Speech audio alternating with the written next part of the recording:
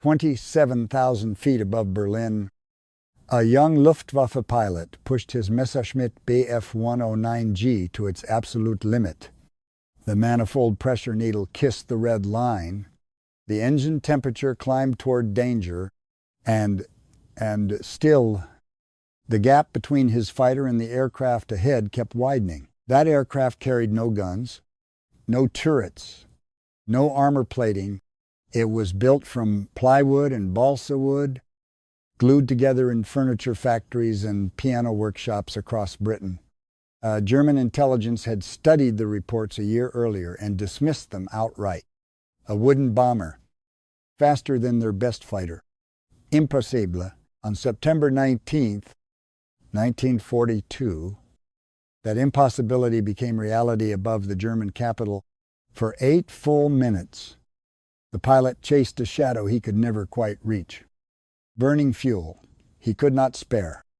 Watching his gun sight fill with empty sky where his target used to be. 4 months later, 3 of these same wooden aircraft would fly directly over Berlin at the exact moment Hermann Goring stepped up to address the German people, delaying his speech by more than an hour and turning the Luftwaffe into a laughingstock in front of its own citizens. This is the story of the de Havilland Mosquito, the aircraft that made Germany's finest fighters and its most furious commander realize that speed alone could be the deadliest weapon in the sky.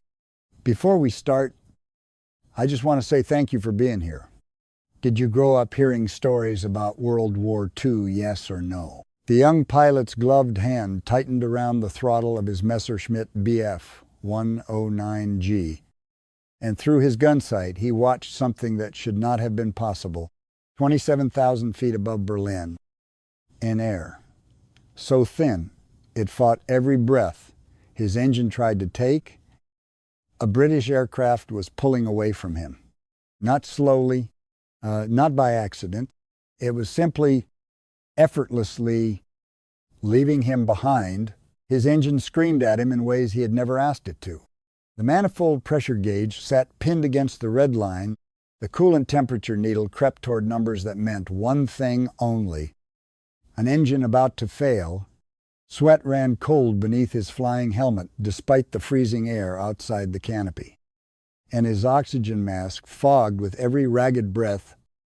He held the throttle open anyway, because closing it meant admitting defeat. And defeat was not a word Luftwaffe pilots used in the autumn of 1942. Below him, Berlin spread out in miniature, its streets and rooftops softened by distance into something almost peaceful, utterly indifferent to the small, furious drama playing out in the thin air above it. He could see the Spree River catching the morning light, could see smoke rising from factory chimneys that had never once considered the possibility of an enemy aircraft passing overhead unmolested. That indifference, more than anything, was what gnawed at him. Berlin was supposed to be untouchable. He had been told that himself, more than once, by officers who believed it completely. He's pulling away. He transmitted to his wingman, and the words tasted like ash in his mouth. There was no reply for a long moment, only the crackle of static and the distant, straining note of another engine somewhere off his wing, working just as hard and failing just as completely. Ahead of him, impossibly far ahead, now flew an aircraft with no gun turret, no visible armament of any kind, a sleek twin-engine machine painted in reconnaissance blue, its fuselage built not from aluminum but from wood, birch plywood bonded with ball, flying with a confidence that bordered on mockery.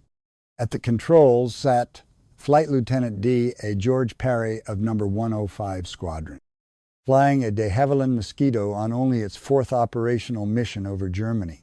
It was September 19th, 1942, and Parry was proving something the German High Command had refused to believe for over a year. The humiliation had not begun with combat. It began with paperwork nobody wanted to read. In the early months of 1941, German intelligence officers stationed in neutral Sweden had transmitted specifications for a new British bomber under development back to Berlin. The report read like something out of a propaganda pamphlet, and not the kind the Reich produced about itself. A bomber built almost entirely from wood, no defensive armament of any kind. Just 2 crewmen betting their lives on raw speed, estimated top speed exceeding 400 miles per hour at altitude, a figure that would have made the aircraft faster than nearly every fighter Germany possessed. An aeronautical engineer assigned to evaluate foreign aircraft development filed his assessment that March. His conclusion was blunt. The British claims were either deliberate misinformation designed to waste German resources chasing a phantom, or they reflected an economy so starved of aluminum that its engineers had been forced backward into building airframes from lumber. Either way, the report concluded this was not innovation. It was desperation dressed up as design. The assumption made sense at the time. Germany had built its reputation on aircraft like the Heinkel, He-111 and the Dornier Do-17. Proper military machines bristling with defensive guns and armor plating. Hulls of riveted aluminum that gleamed on the tarmac like proof of industrial superiority. The notion that Britain, supposedly crumbling under blockade and bombing, would respond by building bombers out of the same material used for kitchen furniture seemed to confirm everything German propaganda had been saying for years. Pilots in the officers' mess found it funny. They gave the rumored aircraft nicknames before they had ever seen it. The wooden bomber, English furniture, said with a curled lip and a laugh. Someone joked that the Royal Air Force must be recruiting its aircraft designers from the local carpentry guild, and the room laughed along with him. Glasses raised, certain that whatever the British were building, it could not possibly matter. Nobody thought to ask the harder question, the one that would only become obvious in hindsight.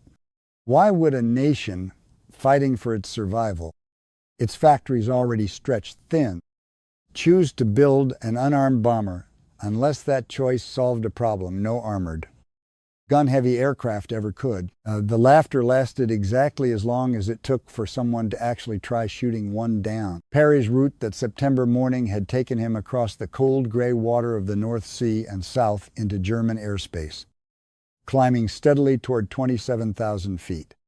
An altitude chosen with precision, it was thin enough to punish German fighters struggling for oxygen and lift, and it sat squarely within the sweet spot of his Mosquito's high-altitude Merlin engines, fitted with 2-speed superchargers, built specifically to hold their power. Where other aircraft began to gasp, Berlin's radar network picked him up at 8:47 that morning. A single contact moving at a speed the operators struggled to log correctly. Fighter controllers scrambled 12 Bf-109Gs from the local Jagdgeschwader engines, howling as they clawed for altitude. The young pilot was among the first to make visual contact, spotting the Mosquito at a distance of nearly 6 miles and pushing his throttle forward to maximum continuous power. He had flown combat since the Battle of Britain 2 years earlier. He understood the mathematics of interception, the angles, the closing speeds, the patience required to convert altitude into a firing position. He had chased Spitfires over the Channel, had traded fire with Hurricanes above the English coast, had learned through hard experience exactly how much airspeed a dive could buy him, and exactly how quickly that advantage bled away in level flight. None of that experience mattered against what happened in the next 8 minutes. The Mosquito held its course, steady and unhurried, toward its photographic targets. Somewhere over the capital, the German fighter closed the distance, 3 miles, then 2, the shape of the British aircraft growing larger in his gun sight until he began preparing to open fire. Then Parry, watching his tail through the Mosquito's small rear window, advanced his throttles. The response was immediate, not a gradual pulling away, but a clean, decisive acceleration that opened the gap within seconds. The young pilot shoved his own throttle through the emergency power gate. Watching his airspeed climb past 400 miles per hour, willing his engine to find speed, it simply did not have left to give. The Mosquito pulled away regardless, its two big Merlin engines humming along in what looked from behind like a comfortable cruise. For 8 minutes he held the chase, his engine temperature climbing into territory that would soon require a full inspection, his fuel gauge dropping toward numbers that made the return flight a genuine question. His arms ached from holding the stick steady against the buffeting of an airframe pushed well beyond its comfortable limits, and the cockpit had grown uncomfortably warm despite the sub-zero air just beyond the glass. The Mosquito showed no strain at all. At 27,000 feet, his own fighter supercharger was already working past its design point, compressing air too thin to give back the power his engine demanded. The Mosquito's superchargers, engineered from the outset for exactly this altitude, gave up nothing. Through his gun sight, the enemy aircraft seemed almost to be standing still relative to the empty sky around it. A small, dark shape holding its heading with total indifference, while his own instruments screamed warnings he could no longer safely ignore. He broke off the pursuit at 9:03 that morning. Fuel critical. Engine gauges deep in warning territory, and watched the wooden bomber shrink into the haze over Berlin, completely untouched, as though the entire scrambled defense of the capital meant nothing to it. The combat report he filed that afternoon did not read like a routine account of a failed interception. It read like a warning nobody in Berlin wanted to receive. Enemy aircraft maintained speed exceeding our maximum sustained capability, unable to close within firing range despite 8 minutes at emergency power. Aircraft appeared to be of wooden construction, twin engine, unarmed, estimated speed 420 miles per hour or greater. The report climbed through the chain of command, passed from squadron to wing to the desks of officers in Berlin who read it with open disbelief. A bomber built from plywood, outrunning Germany's most advanced production fighter. Every explanation was proposed except the one that was actually true: that Britain had built an aircraft fundamentally faster than anything the Luftwaffe could put in the air to stop it. It would not be the last report like it. Over the weeks that followed, more Mosquitoes came and more German fighters climbed to meet them, and every single encounter ended the same way: a German pilot watching a wooden aircraft grow smaller in his windscreen, understanding, with a mixture of fury and disbelief, that no amount of skill or courage could close a gap built entirely out of engineering. The young pilot flew back to his airfield that afternoon in silence, his ground crew waiting on the tarmac, with the particular stillness of men who already sensed something had gone wrong before a word was spoken. He climbed down from the cockpit slowly, his flying suit soaked through, his hands still trembling faintly from 8 minutes of holding an engine at the very edge of destruction for nothing. When his commanding officer asked what had happened, he found himself struggling to explain a defeat that involved no enemy fire, no maneuvering duel, no mistake he could point to and correct. He had simply been too slow in an aircraft that was supposed to be the finest fighter in the world, against an opponent that never once turned to face him. That evening, in the officers' mess, where men had laughed weeks earlier about wooden furniture and desperate carpentry, the mood had shifted into something closer to unease. Nobody was laughing now. The rumor that had seemed so easy to dismiss on paper had just flown over the capital of the Reich, photographed, whatever it pleased, and gone home untouched. Somewhere in Berlin, officers who had spent a year dismissing the rumors as propaganda were about to discover just how badly they had misjudged their enemy.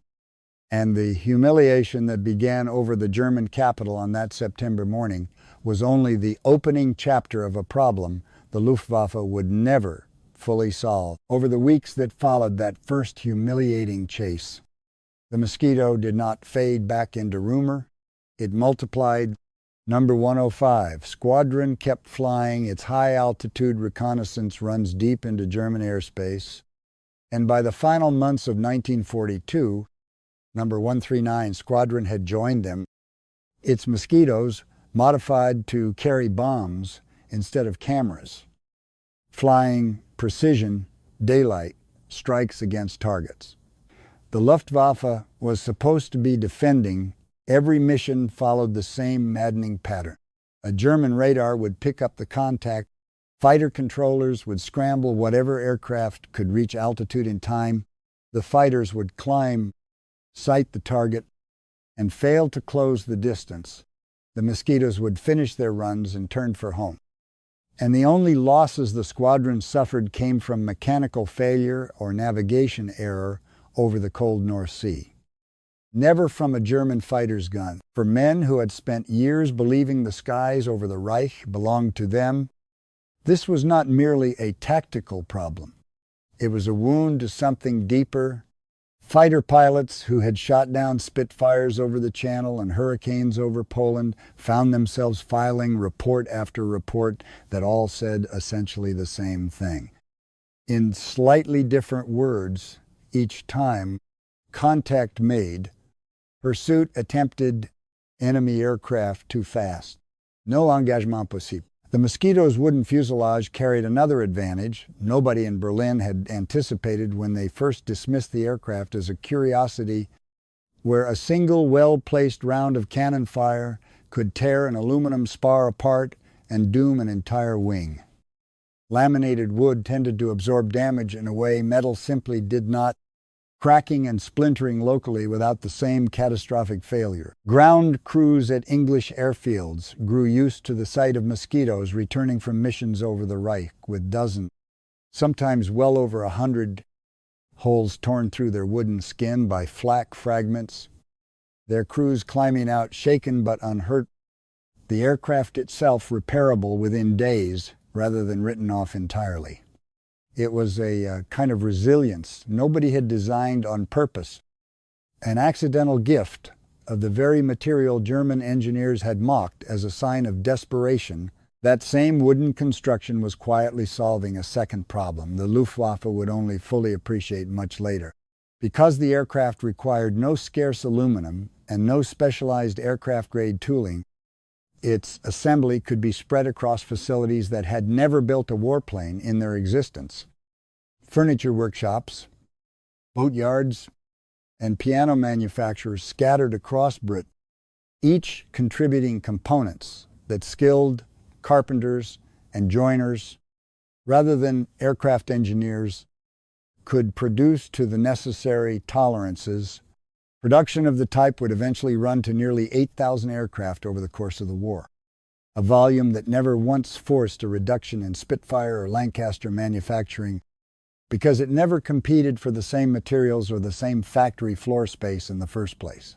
Germany, perpetually short of aluminum and increasingly short of skilled labor as the war dragged on, could never have matched that kind of output using conventional metal construction, even if its engineers had somehow solved the speed problem overnight. The crisis reached Hermann Goring directly during a meeting that December at his estate outside Berlin, where fighter unit commanders gathered to present their operational summaries. One officer, commanding a fighter wing tasked with home defense, delivered the numbers without softening them. Over the previous 2 months, his pilots had attempted more than 40 interceptions against the wooden bomber. Not one had resulted in a successful engagement. The British aircraft operated with what he could only describe as impunity, flying whatever altitude it chose and simply outrunning anything sent up to stop it. Goring's reaction was exactly what anyone in the room expected. He had promised Adolf Hitler that no enemy bomber would ever reach the German homeland unchallenged. He had told the German people the same thing, repeatedly, with the absolute confidence that had made him one of the most recognizable voices of the regime. Now a bomber made of plywood, flown by 2 men with no guns to defend themselves, was making that promise look like a lie. He demanded solutions immediately. Engineers were ordered to determine exactly how a wooden aircraft could outfly Germany's best fighters. Fighter units were ordered to develop new tactics, specifically built around the Mosquito problem. Nobody in the room had an answer that satisfied him, and nobody would for a very long time. The officers present that day understood something. Goring, in his fury, did not seem willing to accept. This was not a failure of courage or training. Every pilot sent up against the Mosquito had flown his aircraft to its absolute limit, had pushed engines past their rated tolerances, had accepted real risk of mechanical failure in the desperate hope of closing the gap by even a few miles per hour. The problem sat further upstream, in decisions made years earlier by aircraft designers who had never imagined needing to catch something moving this fast at this altitude. No amount of shouting at a conference table could retroactively install a bigger supercharger into an airframe already in mass production, and several officers in that room understood, quietly and unhappily, that they were about to spend months chasing a solution that did not yet exist. The technical investigation that followed uncovered something far more uncomfortable than a secret weapon or a hidden breakthrough. A team assigned by the Air Ministry to study captured intelligence and wreckage fragments concluded that the wooden construction was not a sign of British weakness at all. It was a masterpiece of structural efficiency. Laminated wood, properly bonded, offered a strength-to-weight ratio that rivaled aluminum while requiring none of the specialized tooling or scarce metal that German fighter production depended on. More unsettling still was what the investigators found when they considered the weight the British had chosen not to carry. Every gun turret on a conventional bomber added weight. Every gunner needed a crew position, oxygen, armor around him, ammunition feeding into his gun. All of that weight, all of that drag existed to protect an aircraft that was still, in the end, slow enough to be caught. The Mosquito's designers had made a different bet entirely, stripping away every gram of defensive weight and pouring the savings into fuel and raw structural strength, betting that an aircraft nobody could catch needed no guns to survive. The investigators' conclusions, when they reached senior officers, were blunt in a way few technical reports dared to be. German bomber design had spent a decade prioritizing survivability through defensive firepower, an approach that had worked well enough against slower, less organized opposition. The Mosquito's designers had simply concluded that speed itself was a better defense than any gun could ever be. And the results in the skies over Berlin were proving them right in the most humiliating way possible. German fighter development, meanwhile, had been built on entirely different assumptions. The Bf-109 had been optimized for climb rate, maneuverability, and firepower against enemy fighters and slower bombers, with high-altitude, sustained speed treated as a secondary concern. The Focke-Wulf FW-190 was faster at low altitude but lost power rapidly above 20,000 feet, where its air-cooled radial engine struggled in the thinning atmosphere. Neither aircraft had ever been designed with the specific mission of running down a fast twin engine intruder at extreme altitude for minutes at a time. The Mosquito had found the exact seam in German fighter capability, the one gap nobody had thought to close, and it was exploiting that seam with a kind of mechanical ruthlessness that no amount of pilot skill could compensate for.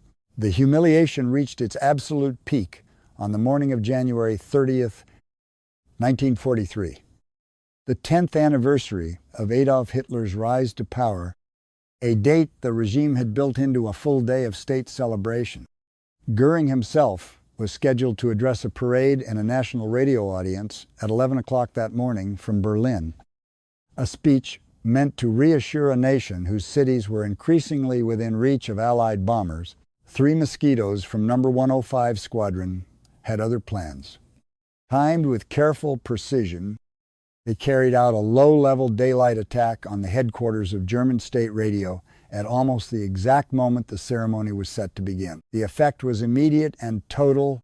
Air raid sirens tore through the celebration.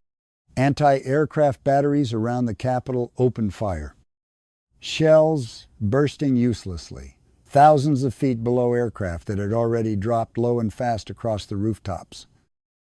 Fighter controllers scrambled whatever they could get into the air. And once again, not a single German fighter came close enough to fire a shot. Crowds gathered for the state, celebrations scattered for shelter, looking up to see 3 small aircraft skim across the skyline of their own capital, untouched by the defenses they had been assured were impenetrable.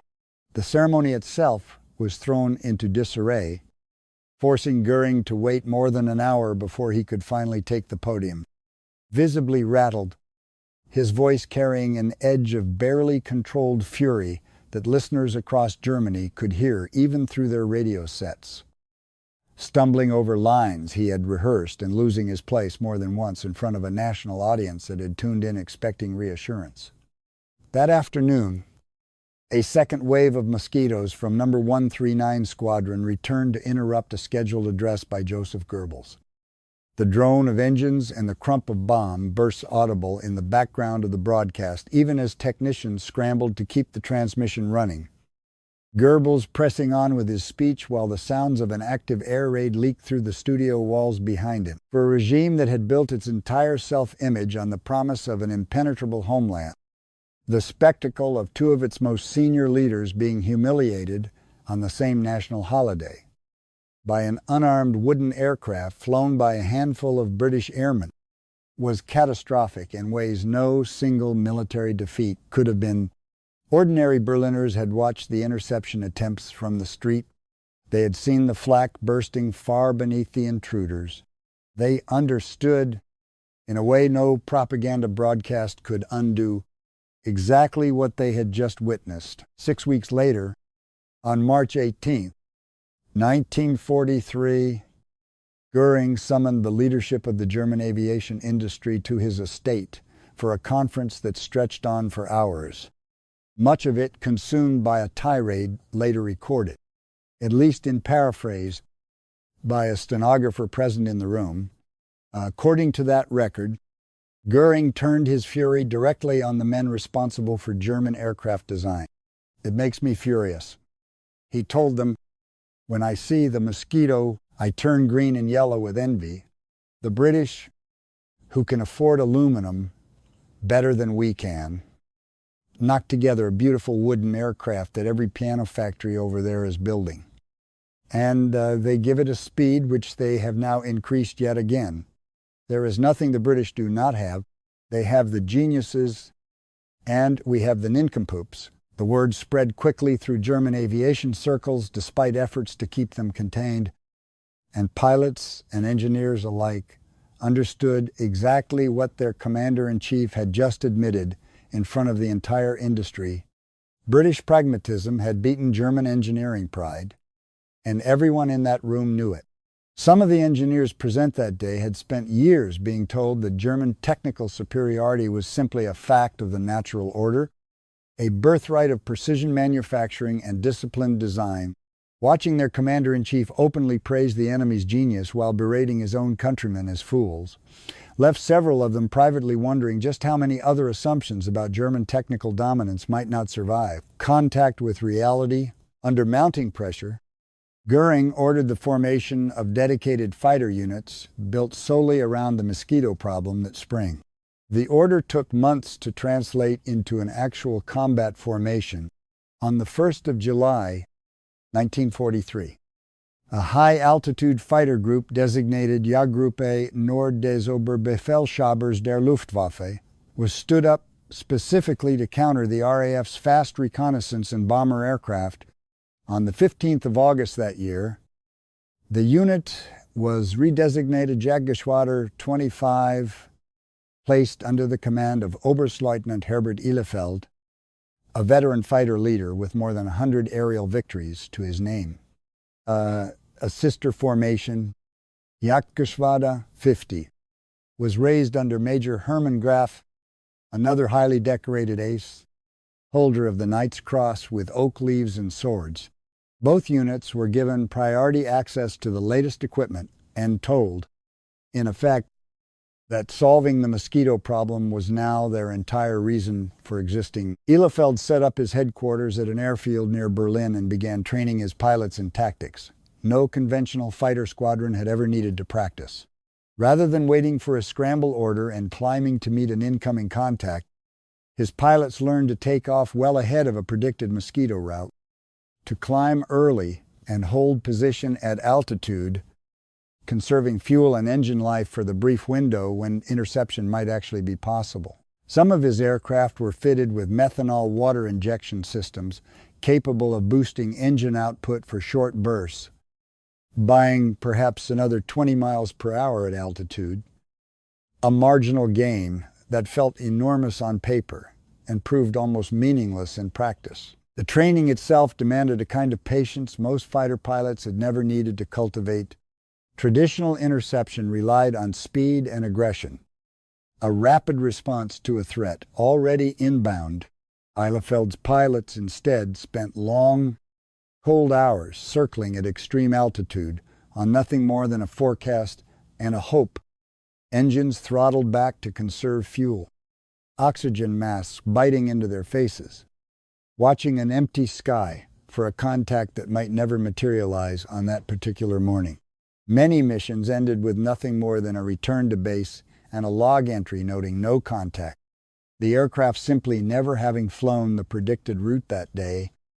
It was exhausting, uncertain work that offered none of the clarity a conventional dogfight provided, and morale within the unit suffered as month after month of preparation produced almost nothing to show for it.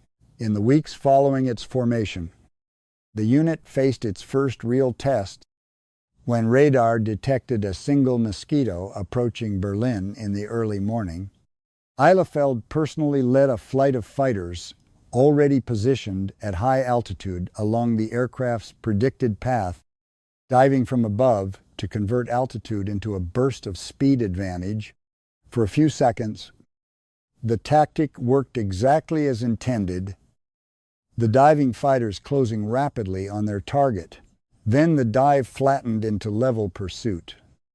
The temporary speed advantage bled away within less than a minute, and the Mosquito simply pulled ahead again, untouched. The combat report Ihlefeld filed afterward was a model of unsentimental precision. The enemy aircraft's sustained speed at that altitude exceeded his own fighter's maximum by a margin that made prolonged pursuit impossible. The firing opportunity, when it existed at all, lasted a matter of seconds at a range too great for any real accuracy. Month after month, the pattern repeated itself with grinding consistency. Pilots refined their positioning, adjusted their timing, tried new formations and new approach angles. None of it changed the underlying arithmetic. A fighter that could not sustain a speed advantage over its target could not force an engagement, no matter how skillfully it was flown. One young pilot within the unit later described the experience to his squadron mates in terms that stuck with everyone who heard it. "You saw the enemy aircraft," he said, "close enough at times to make out the roundels on its wing, close enough to believe for a moment that today might be different. Then it simply pulled away, unhurried, as though your entire effort belonged to a different, slower war than the one it was fighting." Within weeks, the phrase had become something close to gallows humor throughout the unit, repeated in the officers' mess with a bitter laugh that had none of the mockery left in it from a year earlier. You see it, you chase it, you lose it. Nobody needed the joke, explained. By the time Jagdgeschwader 25's brief, dedicated campaign against the Mosquito wound down, the unit's combined tally against its intended target stood at exactly 2 confirmed victories, both against aircraft already suffering mechanical trouble that had slowed them well below their normal cruising speed, against that meager total The Geschwader had lost 14 of its own fighters, 9 of them in direct combat, several to the very Allied escort fighters that increasingly patrolled German airspace alongside the bombers. They protected. A unit built and equipped for one specific purpose had bled itself dry chasing an opponent it could never actually reach. And within months, both Jagdgeschwader 25 and its sister unit found themselves redirected toward a mission they could actually accomplish. Intercepting the much slower, much larger American heavy bomber formations that had begun filling German skies by daylight. The failure forced a reckoning inside German aircraft design circles that went well beyond any single unit's combat record. Designers at Focke-Wulf, wrestling with how to extract more high-altitude performance from the FW-190's airframe, understood the deeper problem with unusual clarity. German fighters had been built from the outset to fight other fighters and to tear apart bomber formations at close range, a doctrine that prized armament, armor, and maneuverability above outright speed. The Mosquito had proven that an aircraft designed purely to outrun everything in its path created a category of threat German doctrine had never accounted for, and building a fighter specifically to counter it would require a redesign from first principles, consuming years of development time that the war itself was steadily running out. That reckoning would eventually produce Germany's most desperate attempts at an answer, a heavily modified high-altitude fighter squeezed to its absolute limits, and finally a jet-powered aircraft fast enough, on paper, to make the entire argument moot. Both would arrive far too late and in far too small numbers to undo what had already happened in the skies above Berlin. And both would carry their own bitter lessons about the gap between a solution that looked adequate on a drawing board and one that actually worked against an opponent that never stopped moving. The first hint of what a jet-powered interceptor might actually mean for the Mosquito came on the 26th of July, 1944, when Lieutenant Alfred Schreiber, flying one of Germany's new Messerschmitt Me-262 two jet fighters on a test sortie, spotted a Mosquito flown by Flight Lieutenant Albert Wall over southern Germany. For the first time in nearly 2 years, a German fighter possessed a genuine speed advantage over the aircraft that had humiliated the Luftwaffe since that first September morning above Berlin. Wall's crew saw the strange new shape closing on them far faster than any propeller-driven fighter had ever managed, its engines producing none of the familiar snarl they had learned to listen for, only a rising howl that gave them almost no time to react. Schreiber closed on Wall's aircraft and opened fire, his cannon shells striking home before the Mosquito could dive away. The British crew nursed their damaged aircraft into cloud cover, the wooden airframe once again absorbing punishment that might have doomed a metal fighter, and made it home across the channel despite the hits. It was a small, almost anticlimactic moment against the scale of everything that had come before it. 2 years of frustration boiled down to a few seconds of gunfire and a damaged aircraft limping home rather than falling from the sky. But it carried an unmistakable signal for anyone paying attention inside the Luftwaffe. After 22 months of failure, of burned-out engines and empty gun cameras and officers reduced to filing reports that all said the same humiliating thing, a German aircraft had finally caught the Mosquito in level flight and gotten close enough to fire, even with a jet engine and a real speed advantage at last. Catching the Mosquito had proven to be only the first half of the problem. Hitting it and finishing it was another matter entirely, and that lesson would define everything that came next. By the final winter of the war, Germany had finally produced the aircraft its engineers had spent 2 years insisting would solve the problem, and it arrived too late to matter. The Focke-Wulf Ta 152H reached operational units in January 1945. a heavily modified high-altitude fighter built around a lengthened wingspan, a pressurized cockpit, and a powerful engine boosted by nitrous oxide injection that could, on paper, push the aircraft to nearly 470 miles per hour at extreme altitude. It was, by any technical measure, one of the fastest piston engine fighters ever built. Fewer than 200 were ever completed, and production ceased entirely within a month of the type-reaching frontline squadrons, Germany's collapsing industrial base simply unable to sustain it. On the 14th of April, 1945, with the war in Europe, barely 3 weeks from its end, one of the few pilots flying the type Oberfeldwebel Willi Reschke spotted a Mosquito over the town of Stendal and pushed his aircraft after it, chasing the machine that had haunted German fighter pilots since that first September morning above Berlin 2.5 years earlier. For a brief moment, in an aircraft finally capable on paper of matching the Mosquito's speed at altitude, it must have felt as though the long chase was finally about to end differently. Then his engine began running rough before he could close the distance. The same mechanical fragility that had plagued German high-altitude engines throughout the war, reasserting itself at the worst possible moment, forcing him to break off and nurse his aircraft back to base rather than risk going down deep inside collapsing German territory. It was, in its own quiet way, a perfect final chapter to the entire campaign, even Germany's most advanced answer to the Mosquito, arriving nearly 3 years too late and built by engineers who finally understood exactly what they were up against, still could not manage a single clean intercept before the war round had ended. The other answer had come from the night sky over Berlin, where a special unit of jet-powered Messerschmitt Me-262 fighters had spent the final months of the war hunting Mosquitoes in the darkness, using radar and searchlights to attempt what daylight interceptors never could, commanded by Oberleutnant Kurt Welter, an experienced night fighter pilot who had already claimed dozens of victories against heavier bombers.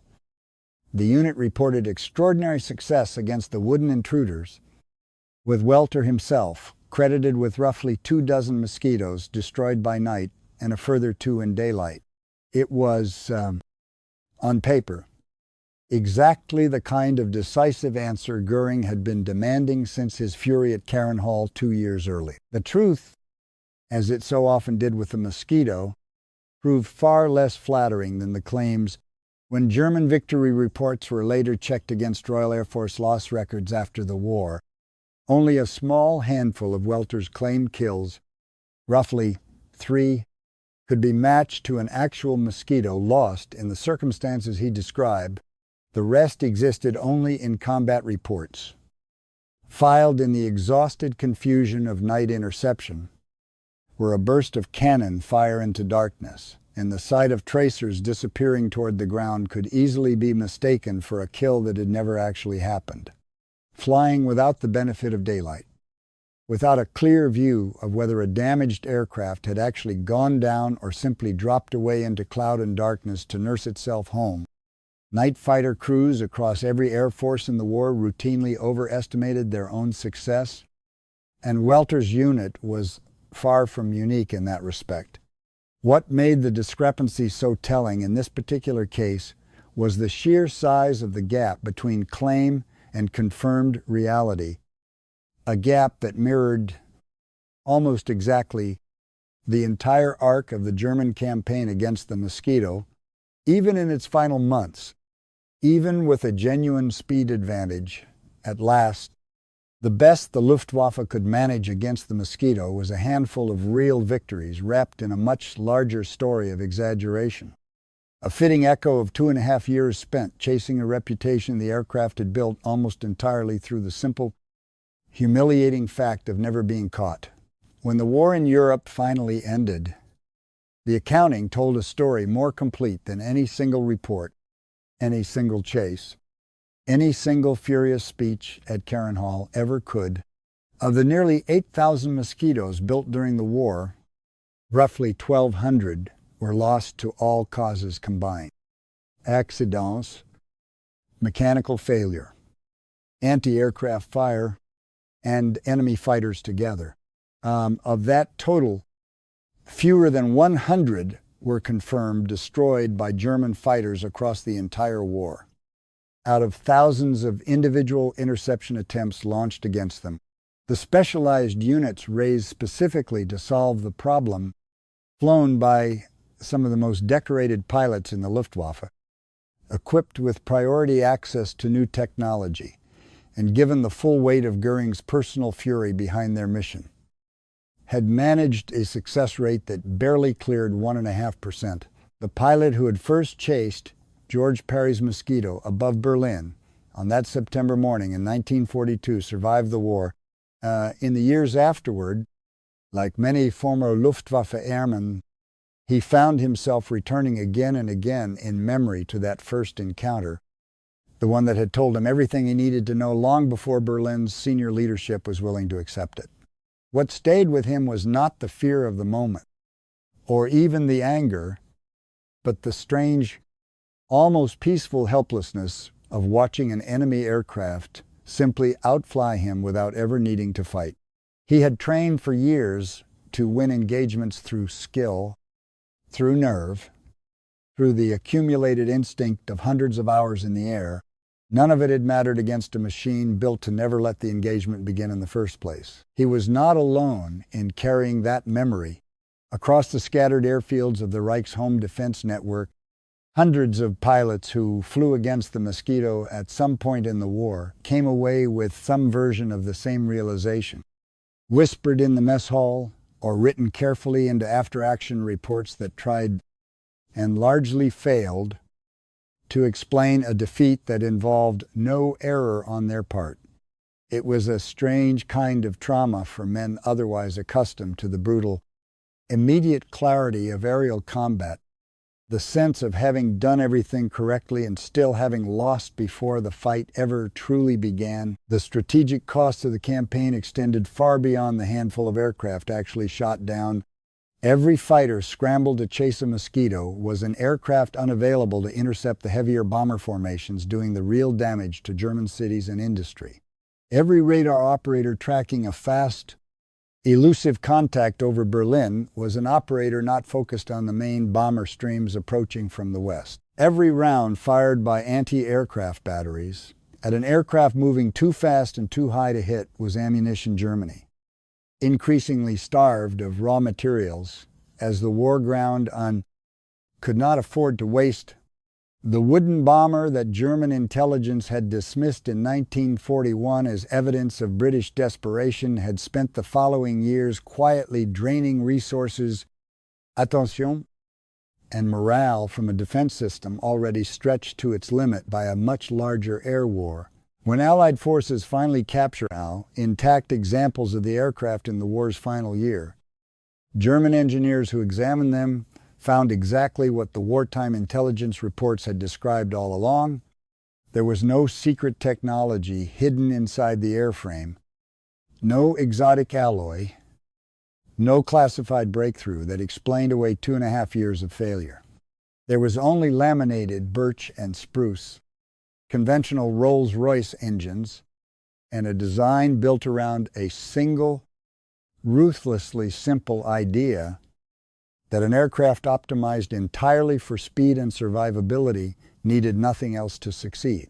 German doctrine had spent a decade building aircraft that tried to do everything at once: fight other fighters, tear apart bomber formations, survive, sustain damage, all while carrying the weight of guns and armor that came with those ambitions.